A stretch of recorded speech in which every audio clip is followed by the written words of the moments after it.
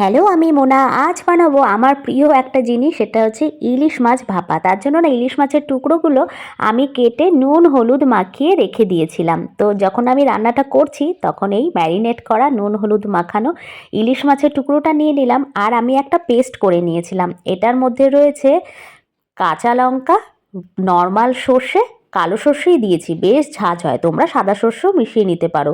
একটু দিয়েছিলাম নারকেলের টুকরো আর পোস্ত। আর নুন দিয়ে না আমি ভালো করে এটা মিহি করে একদম পেস্ট করে নিয়েছিলাম।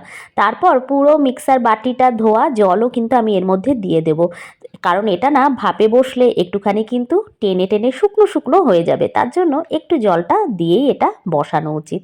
আর তারপর ওপর থেকে কাঁচা সর্ষের তেল আর দুটো কাঁচা লঙ্কা সাজিয়ে তোমরা দুভাবে বানাতে পারো। কড়াইয়ের অল্প জল দিয়ে এই বাটিটা বসিয়ে, এয়ারটাইট বাটি কিন্তু একদম ঢাকনা দিয়ে বসিয়ে আবার সেই কড়াই একটা ঢাকনা দিয়ে কিছুক্ষণ রান্না করে নিলেই হয়ে যায়। আর আমি করেছিলাম ছোট প্রেশার কুকারের মধ্যে অল্প জল দিয়ে এই বাটিটা বসিয়ে একটা জাস্ট সিটি দিয়ে নিয়েছিলাম। দেখো এখন আমি ঢাকনা খুলছি, ওপর থেকে আবার আমি না একটু সর্ষের তেল ছড়িয়ে নেব।